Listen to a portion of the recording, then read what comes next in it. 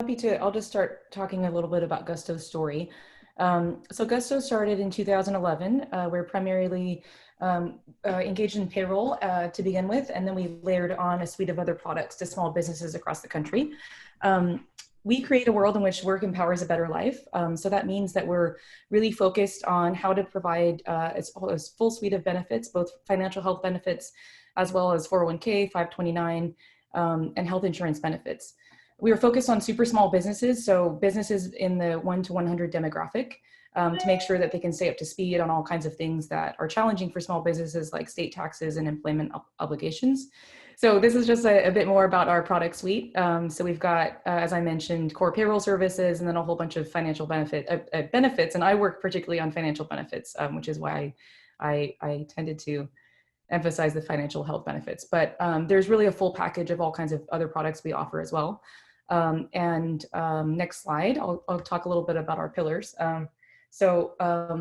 We think about our customers all the time, and how do we help them with peace of mind, personal prosperity, and for them to create great places to work. And so financial health is part of that, and we mean that both from the consumer side and from the small business side.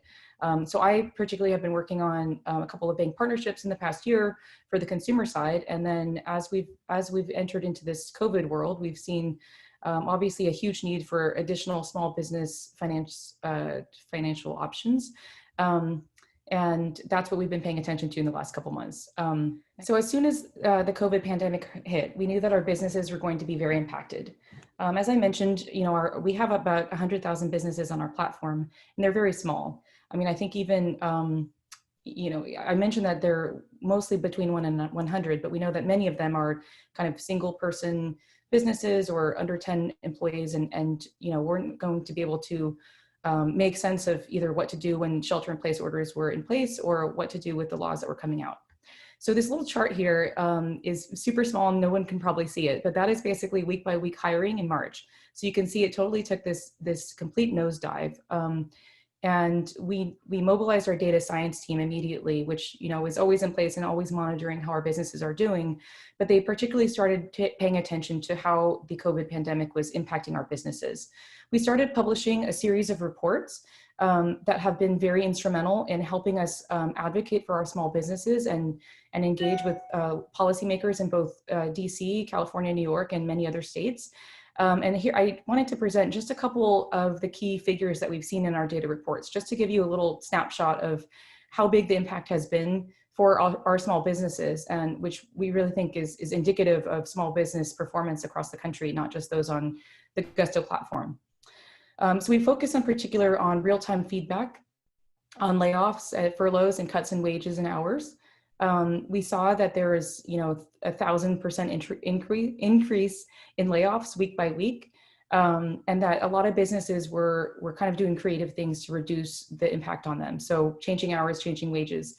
This is an important point, because I think sometimes in the past week in particular, when we're seeing numbers that show that unemployment numbers are getting better, we're not taking into account the full picture about how there are still many businesses still struggling generally, but also that the people that work at those businesses are experiencing much lower wages and hours. Beginning in mid-March, we saw huge spikes in furloughs and terminations across all industries and all geographies. And particularly hard hit that I wanted to mention here were the categories of food and beverage, arts and entertainment, salons and spas, and sports and recreation. We also saw interesting trends across income levels and ages. Hourly workers were more impacted, as were younger workers and those with lower incomes, and also those that live in lower income areas. So how are we going to react to all this? Well, one of our guiding principles at Gusto is to be guided and opinionated.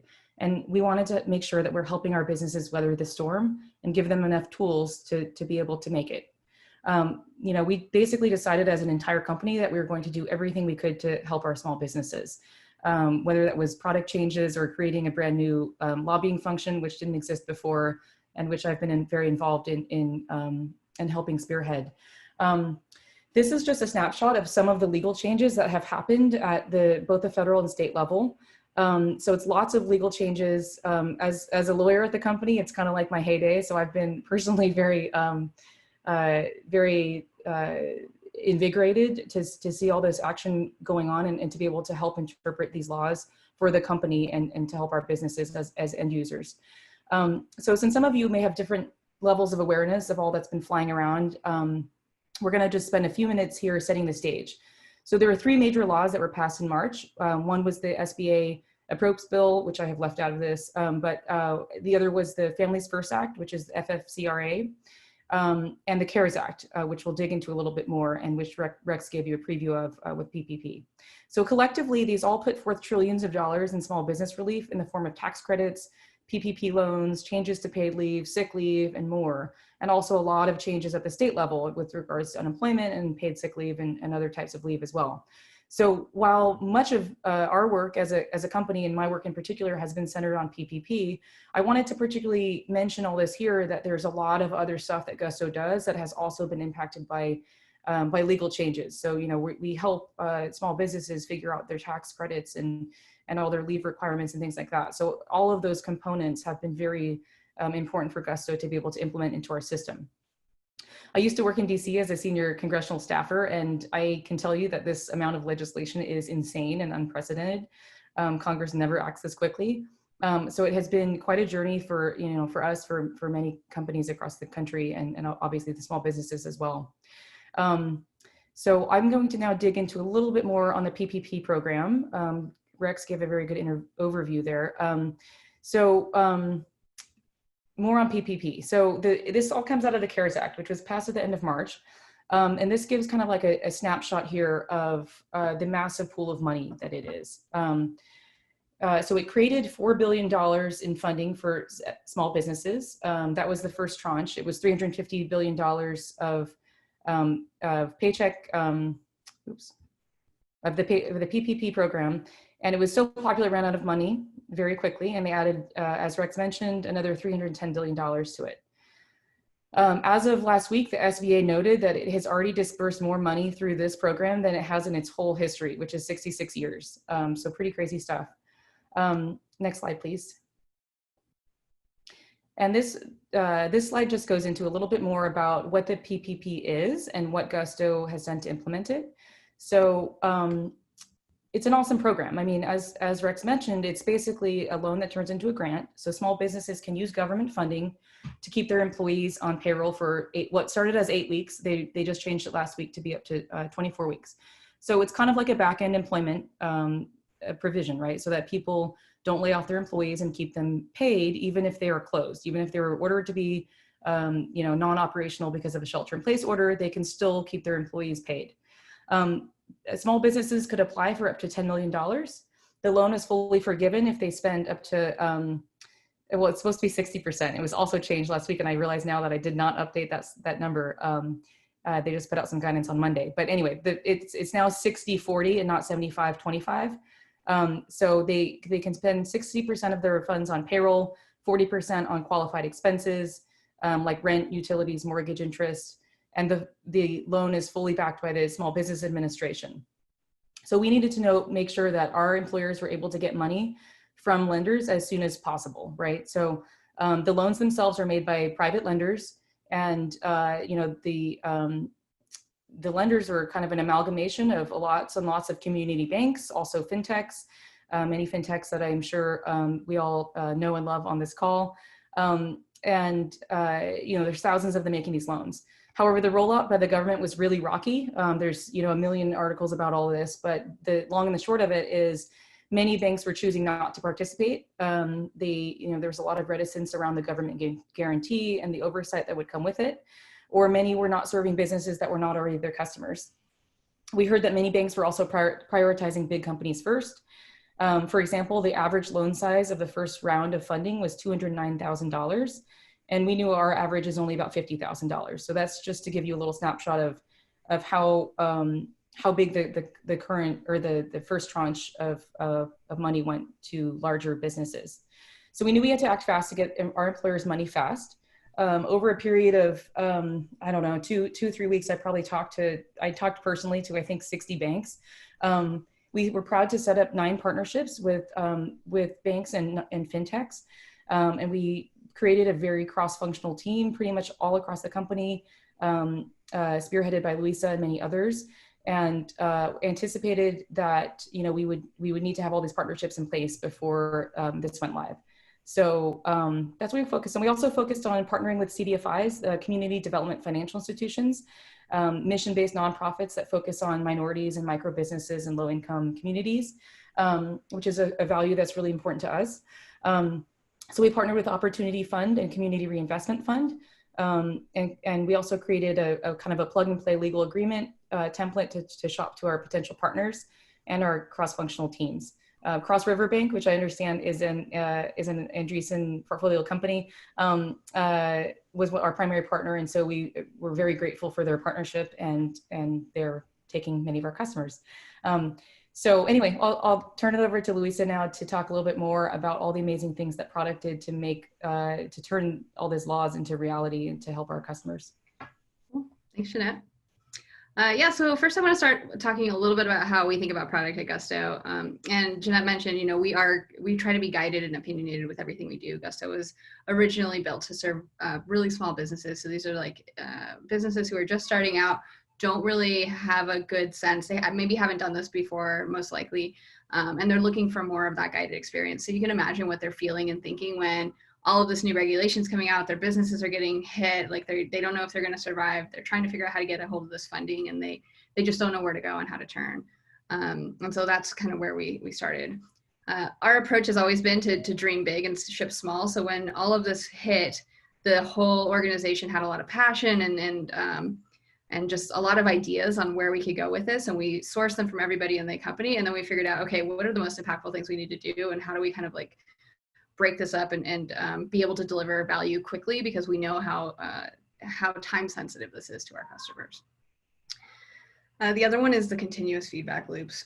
This is not only with our customers on what they're confused about and making that more easier to understand and clarifying the pieces, but as Jeanette mentioned a few times, the legislation has been changing so much on this, and again this week. So we still have teams that are working quite a bit on all of these updates, these changes. How do we communicate to these customers who we told like literally a couple days ago that this is the way you do it, that actually now this is the way you do it, and do that in a way that they feel supported and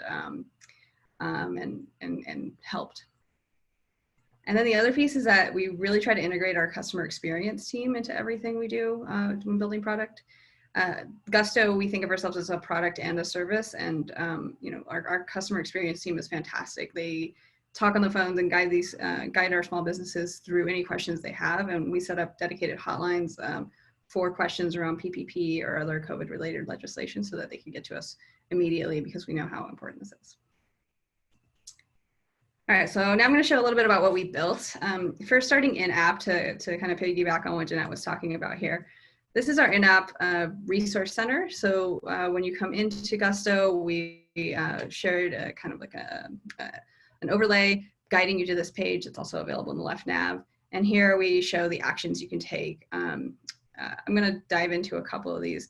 The first one I'm going to talk about is, sorry, if you click here on resources for businesses, we also have like a lot of content that our marketing and content teams put together, which was also shared externally, and I'll share a little bit about that too. But first, diving into the first two tiles here, we have the Paycheck Protection Report, and then the updated PPP Forgiveness Report. So the first one is the PPP report. As Jeanette mentioned, this is what you needed to be able to qualify for that loan from the Small Business Administration. So here we're trying to give a lot of guidance. We are telling them, based on their previous payroll history, how much they could qualify for, what the steps are they need to take. We provide them with a link to download the report and a quick way to contact us if needed. The PPP report is, this is what it looks like here on the right. And this is the page where, again, we tell them how much they're eligible for, and we recommend our lenders. And as Jeanette mentioned, we have 9 partners now that we work with. And then we also guide them through all of the information that they're gonna need, because it is more than just their payroll information. So we try to make that as clear as possible. And then within the first 30 minutes, we got a lot of really awesome customer feedback, which was super exciting for the teams that were working on this, because it was day and night, weekends, trying to get this as quickly as possible to really help these customers survive. That was the name of our work stream internally. We call our small business customer persona Jessica. So help Jessica survive. And it was really pretty incredible to see everybody like rally behind this, and then to see our customers and people react to this as well. All right, so once you have your PPP loan, you need to validate that you can have it forgiven. And as Jeanette mentioned, this is making sure that you're continuing to pay your employees and you're spending a certain amount on payroll. And so we shared that right there in the app. We're talking about their total eligible costs, their salaries and wages. And then down here we say, to reach full forgiveness, this is what you need to do between now and this date, spend this much on payroll cost. And so that way people don't reach the end of this and realize they actually have to pay all this back because they made a change in their business that they shouldn't have. All right, so back to the Resource Center. A couple other ones I wanted to touch on are the tax credit for emergency sick leave and the tax credit for family medical leave. So the credit programs were federal, credits so that the employers could continue to pay their employees. So this was both with people who were sick due to COVID or taking care of people who were sick or needed to take extended time off of work. And then tax deferrals were for businesses to delay Social Security taxes for 2 years. And then there were also some state deferrals as well. So this is how we built it in app. We spent some time. This is a little bit different than how we typically build product because of the time crunch. We were thinking, okay, where are our business owners going to be going? They might not hit that COVID-19 page over here, but they're probably going to be running payroll. And so while they're in here running, oops, my computer just shut off, sorry. Okay. While they were running payroll, we put a banner here talking to them about their emergency leave and tax credit. And when they clicked that, they were able to figure out, quickly note which employee was taking what kind of leave, how many hours. And then we were able to calculate defer their taxes on the back end or apply for that credit. And then we also built a lot public facing as well. So on our gusto.com homepage, we shared a lot of information, blog posts, articles, a ton of resources, including this really cool local relief finder that Jeanette's team was super instrumental in compiling and updating. And so this is live on our site today. You can go, you can see by state what are all of the relief packages or options that are available to you, what kind of funds are available. There's different options for different types of businesses, for different localities. And so we were trying to give people resources, no matter if they were a customer or not. And we also shared this social media guidance. So this is just Instagram. We have everything, Facebook, YouTube, Twitter. But this is where we're constantly, and we continue to do this. And right now, helping people keep up with the regulation, keep up with the changes, guide them with anything that might be confusing or get them answers that they might need. And all of this was done with a ton of people, over 100 actually internally, who have worked on this in some capacity. And like I mentioned, it's still going on quite a bit. It's kind of interesting because we're both, there's things that we are doing to try to proactively help the community and be there for small businesses. But then as you can see, there's a ton of things that we need to do that are just like legally, like we need to do this to be able to comply with the legislation. And so it's kind of a mix of going above and beyond, and then really meeting the needs of our customers. And I think I blew through that really fast, but there we go. Jeanette, do you want to share some of the most the most recent changes in the legislation? Sure. So yeah. So I mean, what's up next right now is implementing some of this PPP, the PPP changes that came out last week. So, as my outdated slides showed, there was a change in the forgiveness, kind of like look back period. So changing from 8 weeks to 24 weeks, and also they extended it out from June 30th to December 31st. They changed the calculus of payroll expenses versus non-payroll expenses. So there's a lot of adjusting to that new kind of the new PPP order.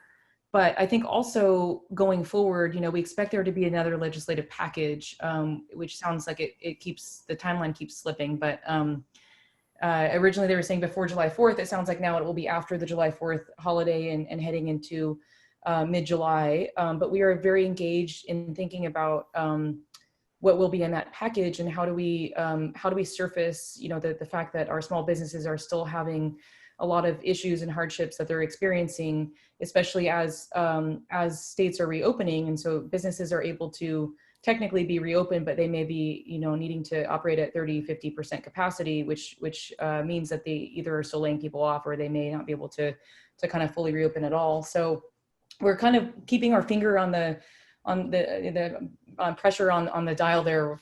I don't know, I'm mixing metaphors there. But in trying to basically advocate for there to be additional small business relief, whether that's more PPP funding or additional pools of funding, or strategies like additional employee retention tax credits. There's also an idea kicking around DC called the negative payroll tax credit, where payroll companies could play a role in basically facilitating payments to small businesses directly.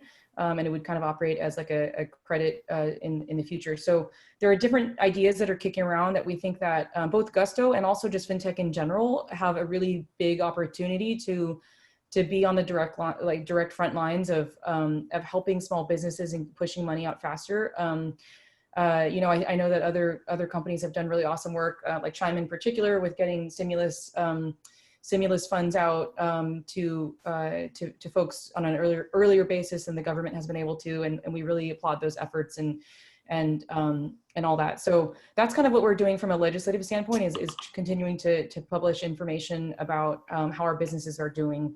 I think also looking forward, our experience with PPP has made us realize, how precarious the financial situation of a lot of small businesses is. I mean, if you look at a lot of the kind of annual surveys that the Fed and FTC do of small businesses, access to capital is like top of the list year after year as an issue that small businesses have. So I think this has made us think a little bit more about what do we want to do long term for small business financing, and thinking about, are there any of these existing partnerships that we've created for PPP that we want to morph into more of a small business, more of a general small business lending partnerships or platforms. And so I think there's a lot of the stuff we're thinking about, and how do we make sure that we're helping our small businesses as best we can. Yeah, the teams, all of these changes to legislation, and even like extending the timelines of the PPP or the forgiveness, or like, so we're trying to figure out where teams are going to kind of get back to our original kind of like product roadmap. It's been somewhat challenging, but obviously this trumps everything, so we're just trying to be flexible, but then also be cautious of like how we rotate people on and off, because it can be quite draining to have it all happen, kind of hit all at once.